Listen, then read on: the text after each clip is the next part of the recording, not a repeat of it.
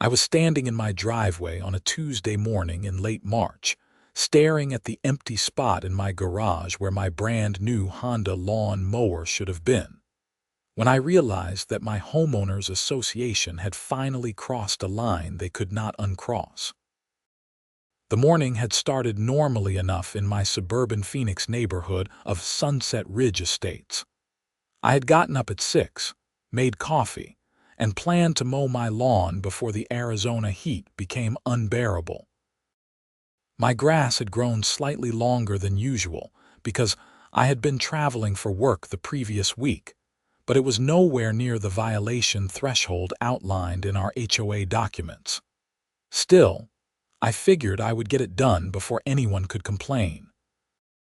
That was my first mistake, thinking I could stay ahead of Sharon Patterson, the president of our HOA board.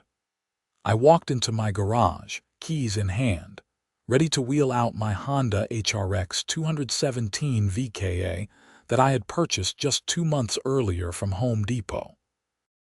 The thing had cost me nearly $700, but it was worth every penny. Self-propelled, variable speed, excellent mulching capabilities. I had been proud of that purchase. But when I reached the spot where I always kept it, right between my workbench and the wall, there was nothing but an oil stain on the concrete floor. My first thought was theft. My heart rate spiked as I looked around the garage, checking if anything else was missing. My tools were still hanging on the pegboard. My bike was still mounted on the wall rack. The storage cabinets were undisturbed. Just the mower was gone. I checked the garage door, which was locked from the inside. I checked the side door, also locked. No signs of forced entry anywhere. Then I saw it, a bright orange piece of paper tucked into the door frame leading from my garage into my house. I pulled it out and immediately recognized the HOA letterhead with its pretentious little logo of a sunset over fake mountains.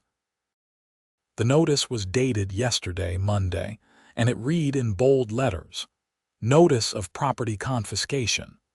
My blood pressure went from 0 to volcanic in about 3 seconds. I read the notice twice to make sure I was understanding it correctly.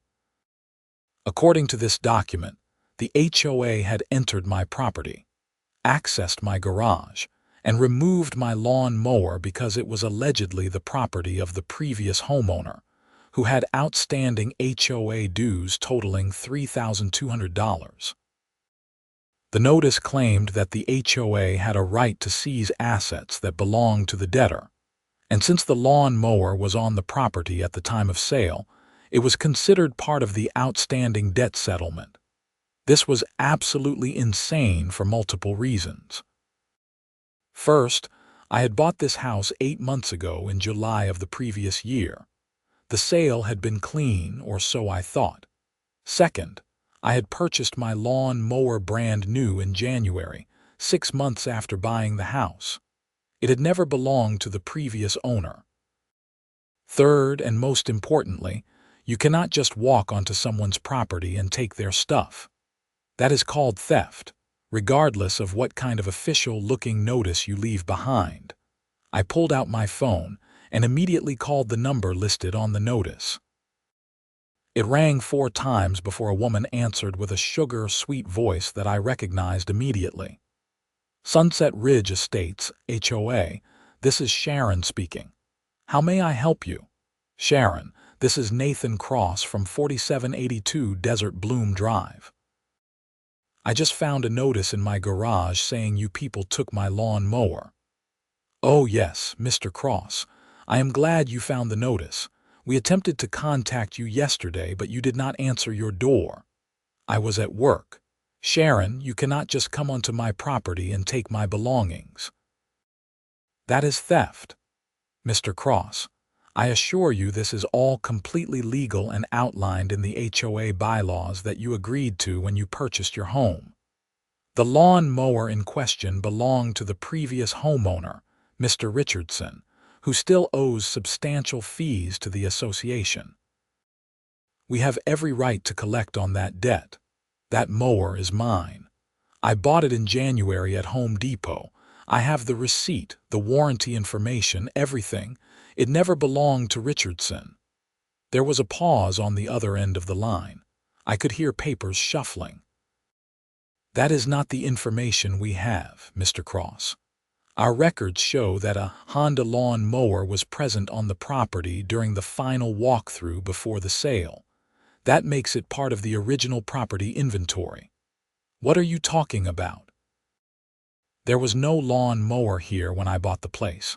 The property was empty except for a few built-in appliances." "Nevertheless, our records are quite clear. If you wish to dispute this, you may submit a formal appeal to the HOA board. We meet on the first Monday of every month." That would be April 7th. Until then, the lawn mower will remain in HOA custody. In HOA custody? Where is it? That information is confidential for security reasons. Security reasons? Sharon, this is theft. You stole my property. I am calling the police. That is certainly your right, Mr. Cross, though I should warn you that filing a false police report is a crime. We have all the necessary documentation to support our actions. Have a blessed day." She hung up. I stood there in my garage, phone still pressed to my ear, absolutely stunned by what had just happened. Sharon Patterson had been a thorn in my side since I moved into Sunset Ridge Estates, but this was beyond anything I had experienced before. She ran the HOA like her own personal fiefdom, sending violation notices for the most ridiculous things. Last month, I had gotten a written warning because my trash can was visible from the street for more than 2 hours after pickup. The month before that, she had complained that my front door wreath was not in keeping with the aesthetic standards of the community. But this was different. This was not a fine or a warning. This was actual theft. I called the Phoenix Police Department non-emergency number and explained the situation. The dispatcher sounded sympathetic, but told me an officer would need to come out and take a report. She said someone would be there within 2 hours. I thanked her and hung up, then immediately started tearing through my filing cabinet looking for my lawn mower documentation. I am usually pretty organized, especially with major purchases. I keep a file for each year with receipts, warranties, and manuals for anything expensive I buy. I found the 2025 file and flipped through it until I saw the bright orange Home Depot logo. There it was, my receipt from January 18, 2025. Honda HRX 217 VKA lawn mower, purchased new for $689.99 plus tax. The receipt clearly showed the serial number, MAGA 21568842JK19. I took photos of the receipt with my phone, then made several copies on my printer. I also found the owner's manual and warranty card, both of which had been filled out with the same serial number and my information. I had registered the warranty online the day I bought it, so I logged into my Honda account and took screenshots of that as well. The evidence was overwhelming. This mower was unquestionably mine. While I waited for the police, I decided to do some research on my HOA and the previous homeowner. I pulled out the closing documents from when I bought the house and reviewed them carefully. There was no mention of any outstanding HOA liens or debts associated with the property. My title insurance company had done a full search, and everything had come back clean. If Richardson had owed money to the HOA, it should have shown up during that process. I searched for Richardson online and found him on Facebook. His profile said he had moved to Denver, Colorado. I sent him a message explaining the situation and asking if he had ever owned a Honda lawn mower. I did not expect a quick response, but it was worth a try. The police officer arrived around noon. Her name was Officer Martinez, and she looked tired but professional. She listened to my story, examined the HOA notice, and looked at my receipt and documentation. She walked through my garage and took photos of where the mower had been stored and the oil stain it had left behind. "This is pretty straightforward," Officer Martinez said, making notes in a small pad. "If you have proof of purchase and they took it without your permission, that is theft. HOA or not, they do not have the right to enter your property and seize your belongings." "That is what I thought. Can you go get it back?" "Not immediately. First, I need to make contact with the HOA and get their side of the story. If they refuse to return it, we can potentially press charges, but they will have to go through the court system. Do you know where they are keeping the mower?" She would not tell me. Said it was in HOA custody at a secure location. Officer Martinez raised an eyebrow. "That is concerning. Let me make some calls. I will need to contact the HOA president and probably a supervisor. This is unusual." She stepped away to her patrol car and spent about 15 minutes on the phone and radio. When she came back, she did not look happy. "I spoke with Miss Patterson. She is insisting that the HOA has legal authority to seize property under certain conditions outlined in your community bylaws. She said the mower is being held at a storage facility and will not be returned until the dispute is resolved through the HOA appeals process. But I have proof it is mine." "I understand that, and I believe you. Unfortunately, when it comes to HOA disputes, things get complicated legally. They are claiming this is a civil matter, not a criminal one. I am still filing a report for theft, and I will forward it to our property crimes unit, but you might need to pursue this through civil court as well." I felt my frustration mounting. So they can just steal from people and hide behind the HOA bylaws? Not legally, no. But it happens more often than you'd think. HOAs have a lot of power, and sometimes they abuse it. My advice is to document everything, get a lawyer if you can afford one, and show up at that HOA meeting prepared. In the meantime, I will do what I can from the law enforcement side. Officer Martinez finished her report and gave me a case number. She said someone from property crimes would follow up within a few days. It was not the immediate resolution I had hoped for, but at least there was now an official police report on file. After she left, I called my real estate agent, Gary Newman, who had helped me buy the house. He sounded shocked when I told him what happened. "Nathan, I am so sorry. There were absolutely no liens or debts on that property when we closed. I personally reviewed the title search. If Richardson owed the HOA money, it should have been disclosed. Could they have filed something after the sale? Even if they did, they cannot attach a previous owner's debt to you. That is not how it works, and they definitely cannot just take your property." This sounds like Sharon is way out of line. She has a reputation in the area for being difficult, but I have never heard of her doing something like this. What should I do? Get a lawyer. I can recommend someone who specializes in HOA disputes.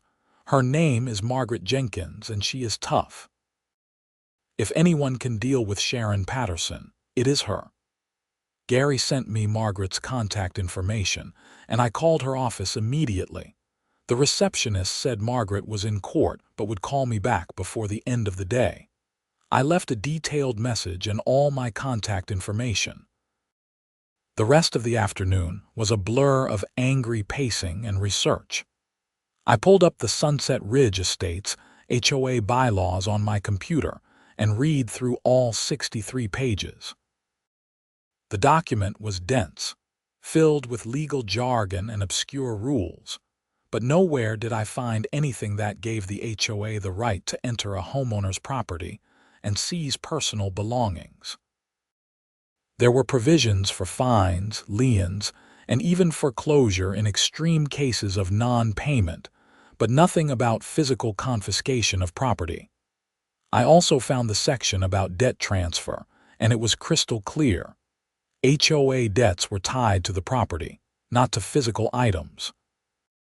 If Richardson had owed money, the HOA could have placed a lien on the house before it was sold, but they could not claim ownership of items inside the house, especially items that I had purchased months after taking ownership.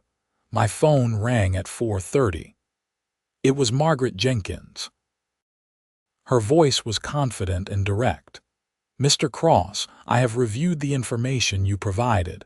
What the HOA has done is absolutely illegal. They have committed theft, trespassing, and possibly several other violations. I want to take your case." "Thank you. What are our next steps?" "First, I am going to send a demand letter to the HOA board, specifically to Sharon Patterson. It will outline the facts, provide your proof of ownership, and demand the immediate return of your property. I am also going to inform them that if they do not comply within 48 hours, we will pursue criminal charges and a civil lawsuit for damages, including theft, emotional distress, and any costs you incur as a result of their actions." "How much is this going to cost me?" "My retainer is $1,500, but I think we have a strong case for recovering those fees from the HOA. They are clearly in the wrong here. I have dealt with Sharon Patterson before on behalf of other clients. She tends to back down when confronted with actual legal action, but she is stubborn and vindictive, so be prepared for this to get messy." I agreed to her terms and gave her my credit card information over the phone. She said she would have the demand letter drafted and sent by the next morning. I felt slightly better knowing I had a lawyer in my corner, but I was still furious about the whole situation. That evening, I got a response from Richardson on Facebook. He said he had never owned a Honda lawn mower and had not left any lawn equipment behind when he moved. He confirmed that he had been having disputes with the HOA before he left, and that Sharon Patterson had made his life miserable over various petty violations. He had been happy to escape to Colorado and start fresh. He offered to provide a written statement if I needed it for legal purposes. I thanked him and forwarded his message to Margaret. The evidence was piling up in my favor, but I still did not have my mower back. The next morning, Margaret called to tell me the demand letter had been sent via certified mail and email. She had also sent copies to the other 4 members of the HOA board, hoping that at least one of them might have some sense and intervene. She warned me that Sharon would probably escalate things before backing down, and I should be prepared for retaliation. She was right. That afternoon, I found another notice on my front door. This one was a violation citation for excessive grass height and failure to maintain property standards. The grass was maybe half an inch longer than the maximum allowed height of 3 inches. The fine was $100, with additional daily fines of $50 if not corrected within 72 hours. I took photos of my lawn from multiple angles and measured the grass height in several spots. The longest blade was 3¼ inches. This was clearly retaliation for involving a lawyer. I called Margaret and sent her the photos and the new violation notice. "Classic Sharon Patterson," Margaret said. "She is trying to intimidate you and pile on fees. Do not pay that fine. We will address it in our lawsuit. In the meantime, do you have any way to mow your lawn? I could rent or borrow a mower, but that is going to cost me money.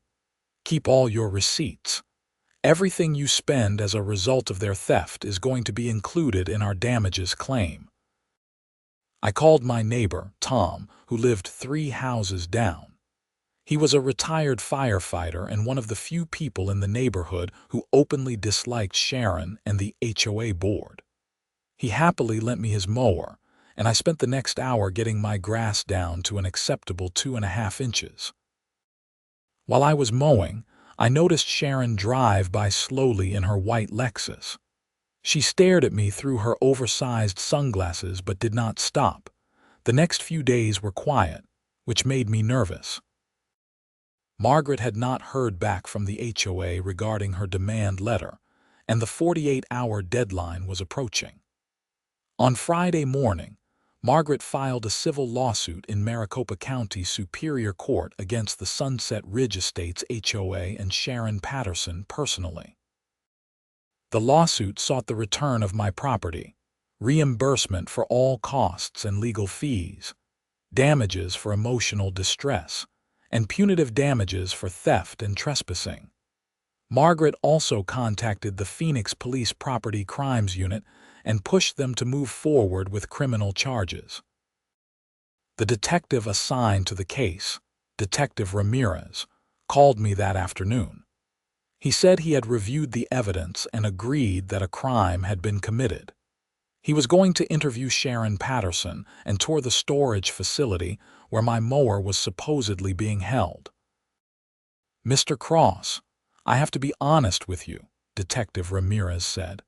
"These HOA cases are always complicated. They have lawyers and insurance and they drag things out. But you have solid proof that the mower is yours and they had no right to take it. I am going to do everything I can to get it back for you and hold them accountable." That weekend, I attended a neighborhood barbecue at Tom's house. Several other neighbors were there, and the conversation inevitably turned to the HOA and Sharon Patterson. I was surprised to learn that I was not the only one who had problems with her. A woman named Rita said Sharon had fined her $500 because her teenage son's car was parked on the street overnight, violating a rule that no one knew existed.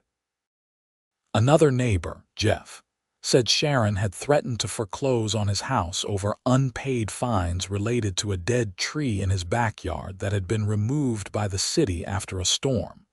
The more we talked, the more it became clear that Sharon ran the HOA like a dictatorship. She made up rules as she went along, selectively enforced them to target people she did not like, and used fear and intimidation to keep everyone in line. Several people admitted they had wanted to challenge her but were afraid of retaliation. "Someone needs to stop her," Rita said. "She is destroying this neighborhood." "I am trying," I said. "I have a lawsuit filed and the police are investigating, but I could use support. If any of you are willing to provide statements about her behavior, it would help." 3 people immediately volunteered. Tom said he would organize a petition to remove Sharon from the board and call for new elections. It felt good to know I was not alone in this fight. On Monday, Margaret called with an update. Sharon finally responded to the lawsuit, or rather, her lawyer did. They are denying all wrongdoing and claiming that the mower was abandoned property and that you have no proof it is yours. No proof. I have a receipt, a serial number, warranty registration, everything. I know. Their response is nonsense and any judge will see through it. But it means they are digging in. This is going to trial unless they come to their senses. What about the criminal investigation? Detective Ramirez executed a search warrant at the storage facility this morning. He found your mower. My heart leaped. That is great. Can I get it back? Not yet. It is being held as evidence now. But here is the important part. Detective Ramirez checked the serial number. It matches your receipt exactly. There is no question that it is your mower. He is recommending theft charges against Sharon Patterson. I felt a surge of vindication. Finally, someone in authority was taking this seriously. What happens now? The county attorney's office will review the case and decide whether to file charges. Given the evidence, I think they will. In the meantime, we proceed with the civil case. I have a hearing scheduled for next Friday to request a preliminary injunction forcing them to return your property and cease all retaliatory actions. The following week was tense. I received 2 more violation notices from the HOA. One for parking my car on the street for more than 4 hours during the day while I was washing it in the driveway, and another for having a trash can visible from the street on a non-pickup day, even though I had just brought it in from the curb. Both citations were dated and photographed, clearly showing that Sharon was watching my house and documenting everything. Margaret filed a motion to include these new violations as evidence of harassment and retaliation. She also deposed two of the other HOA board members, Kenneth Wright and Lisa Torres. According to Margaret, both of them seemed uncomfortable with Sharon's actions and admitted under oath that they had not been consulted before she seized my mower. Kenneth said Sharon had told them it was a routine matter and that she had legal authority. Lisa said she had asked to see the documentation, but had been told it was confidential. The preliminary hearing took place on a Friday morning in downtown Phoenix. Margaret and I arrived at the courthouse at 8:30 and went through security. The courtroom was smaller than I expected, with only a few rows of benches. Sharon was there with her lawyer, a slick-looking man in an expensive suit named David Chambers. Sharon wore a navy blue dress and pearls, trying to look respectable and professional. She glared at me when we walked in but did not say anything. The judge, Honorable Linda Morrison, took the bench at 9 o'clock sharp. She was an older woman with gray hair pulled back in a bun and a no-nonsense expression.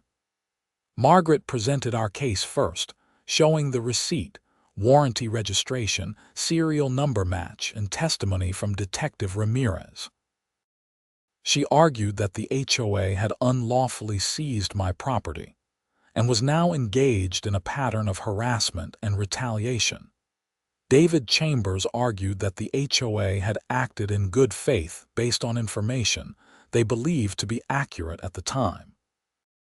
He claimed that Sharon had received a tip from a neighbor that the lawn mower had belonged to the previous owner, and that the HOA had a duty to collect on outstanding debts.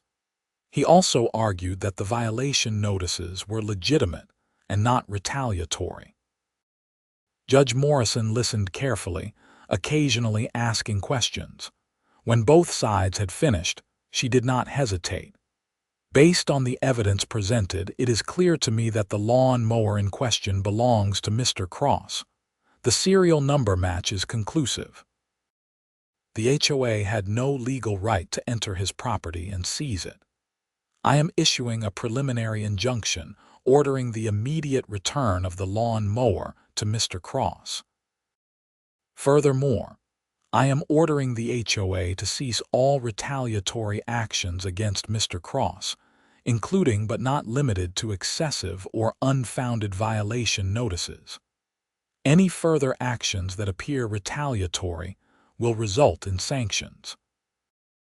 This matter will proceed to a full trial on the merits, with a date to be set by the clerk. I felt a wave of relief wash over me. Margaret squeezed my arm and smiled. Sharon's face turned red, and she whispered furiously to her lawyer. David Chambers tried to object, but Judge Morrison cut him off. "Mr. Chambers, your client overstepped her authority. Significantly, I suggest she reconsider her approach before this gets worse for everyone involved." The hearing ended, and Detective Ramirez, who had been waiting outside, brought my lawn mower into the courthouse. I had to sign some paperwork releasing it from evidence, and then it was mine again. I loaded it into my truck, feeling like I had won a major victory, even though I knew the fight was not over. That evening, Tom texted me to say that the petition to remove Sharon from the HOA board had collected over 100 signatures, more than enough to call for a special election under the HOA bylaws. Several neighbors had also filed formal complaints with the board about Sharon's behavior. The tide was turning. Over the next 2 weeks, things moved quickly. The county attorney's office filed criminal charges against Sharon Patterson for theft, trespassing, and abuse of authority. The charges were serious enough that she could face jail time if convicted. Her lawyer arranged for her to turn herself in, and she was booked and released on bond the same day. The local news picked up the story, and suddenly, Sharon was infamous. The headlines read, HOA president arrested for stealing residents' lawn mower, and suburban Phoenix HOA accused of harassment and theft. The publicity was brutal for Sharon. Neighbors who had been afraid to speak out before now came forward with their own stories of abuse and overreach. The HOA board held an emergency meeting and voted to suspend Sharon from her duties pending the outcome of the criminal and civil cases. Kenneth Wright was appointed interim president. Margaret pushed forward with the civil lawsuit, and Sharon's insurance company quickly realized they were on the losing side. They offered a settlement. Return all fines I had paid to the HOA since moving in, totaling $850, pay my attorney fees, pay for a rental mower during the time mine was seized, and drop all pending violations. They also agreed to a formal apology and a guarantee that I would not be targeted for retaliation in the future. Margaret advised me to take the settlement. We could go to trial and probably win more, but this is a solid offer. They are admitting fault and covering your costs. The criminal case is still moving forward, so Sharon will face consequences regardless. I agreed. The settlement was finalized in early May. I received a check for just over $3,000, covering the fines, rental costs, and a small amount for emotional distress. The HOA also sent a formal letter of apology, signed by Kenneth Wright, acknowledging that Sharon had acted without authority and that the HOA deeply regretted the situation. The criminal trial was scheduled for late June. I was called as a witness and testified about finding my mower missing, the HOA notice, and the impact the theft had on my life. Detective Ramirez testified about the investigation and the serial number match. Richardson, the previous owner, testified via video link from Colorado, confirming that he had never owned the mower. Sharon's defense was weak. Her lawyer tried to argue that she had made an honest mistake and believed she was acting within her authority. But the prosecution presented evidence that Sharon had known the mower was mine. They produced emails between Sharon and another board member where she discussed teaching that new guy a lesson and showing him who runs this neighborhood. The emails were damning. The jury deliberated for less than 3 hours. Sharon was found guilty on all counts: theft, criminal trespassing, and abuse of authority. The judge sentenced her to 6 months in county jail, suspended pending 2 years of probation, 200 hours of community service, and restitution for any remaining costs I had incurred. She was also permanently banned from serving on any HOA board in Arizona. The neighborhood held a special election in July, and Sharon was officially removed from the board. 3 new members were elected, all of them reasonable people who wanted to restore sanity to the HOA. Kenneth Wright remained as president and immediately began implementing reforms. Violation notices would now require photographic evidence and approval from at least 2 board members before being issued. Fines would be capped and subject to appeal. Most importantly, the board would hold regular open meetings where homeowners could voice concerns and participate in decisions. By August, Sunset Ridge Estates felt like a different place. People were friendlier, less fearful. Block parties and neighborhood gatherings became common again. My lawn mower sat in my garage, right where it belonged, and I used it every week without incident. I ran into Sharon once in early September at a grocery store in Scottsdale. She was pushing a cart and looked tired, older somehow. She saw me and quickly turned down another aisle, avoiding eye contact. I felt a brief moment of pity for her, but it passed. She had brought this on herself through arrogance and abuse of power. Her downfall was a lesson for anyone who thought they could bully and intimidate others without consequences. Margaret Jenkins became a friend as well as my lawyer. She told me that my case had inspired several other homeowners in the Phoenix area to stand up to abusive HOAs. She was now representing 3 other clients in similar situations, and she said the tide was turning against the kind of tyranny that Sharon had represented. Tom and Rita and I started a neighborhood watch program, not for crime but for HOA overreach. We created a group chat and a shared online document where residents could report questionable actions by the board and support each other. It became a model for other communities in the area.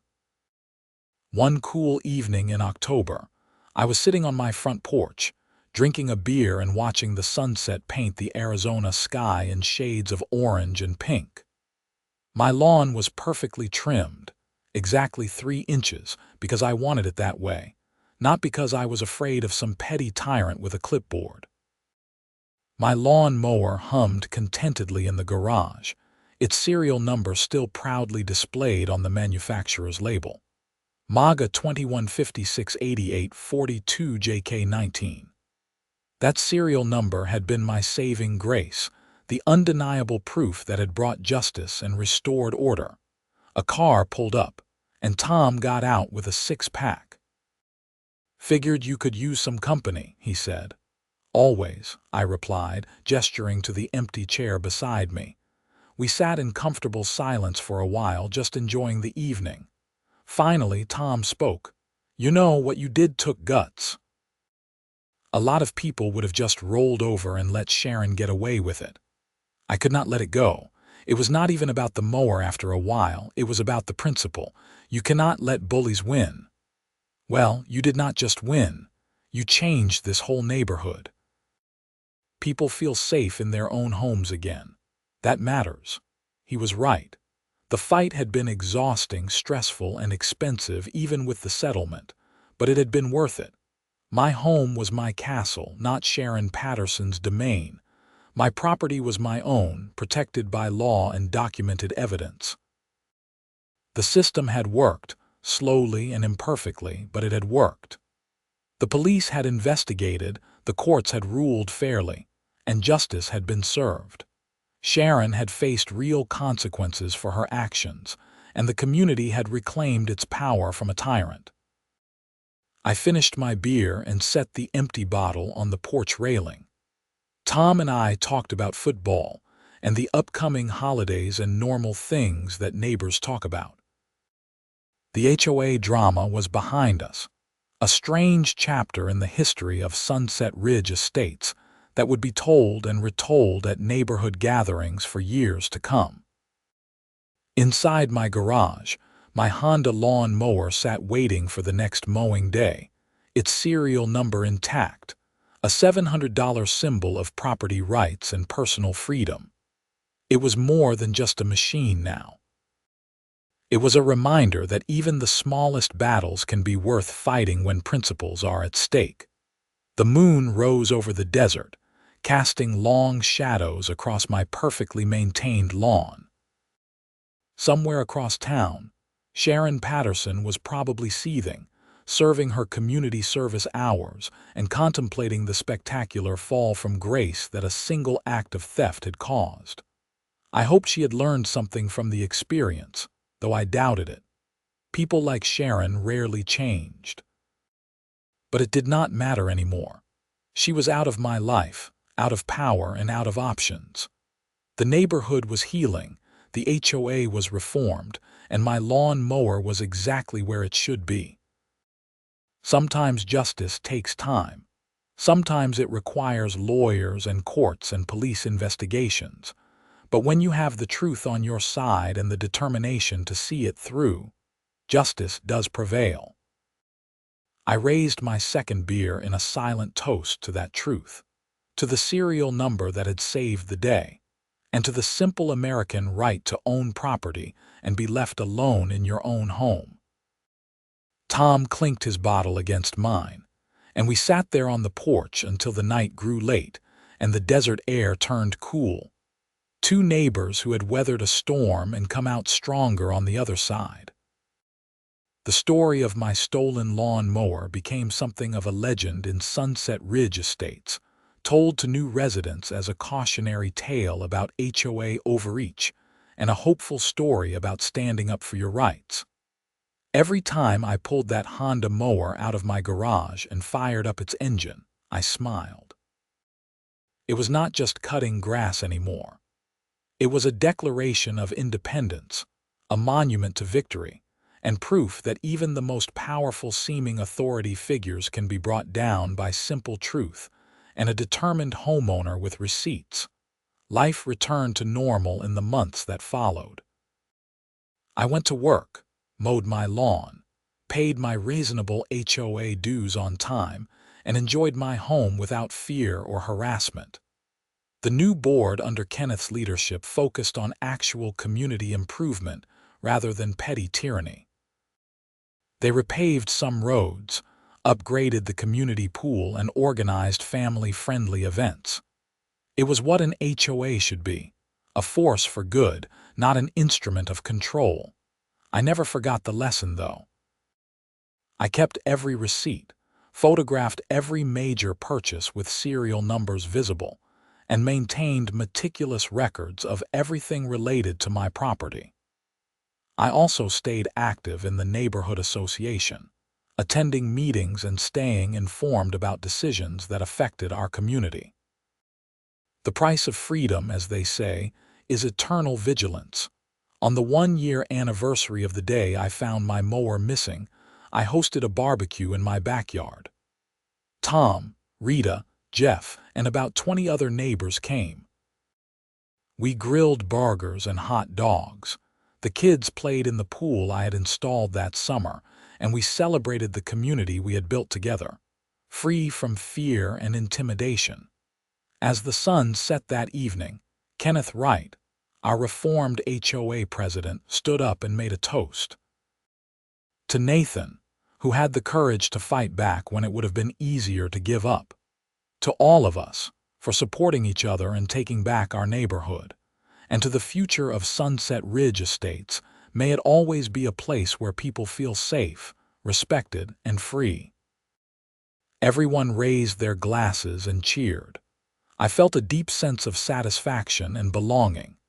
This was what community was supposed to feel like.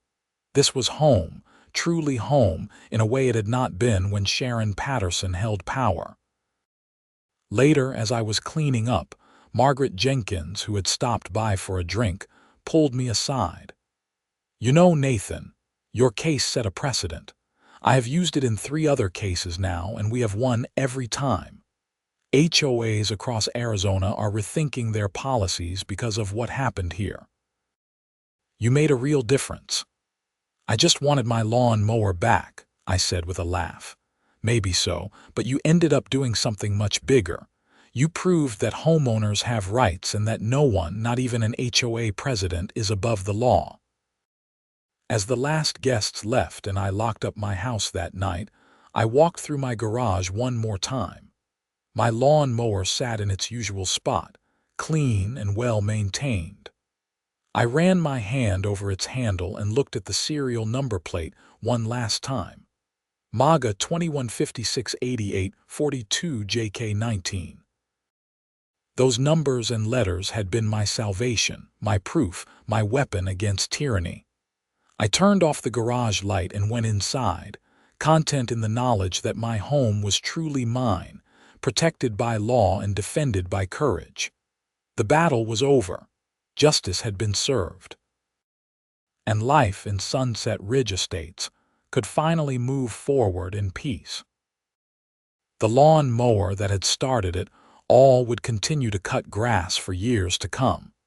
A humble machine that had inadvertently become a symbol of resistance and triumph in a suburban Phoenix neighborhood where one man refused to be bullied, and a community found its strength in unity.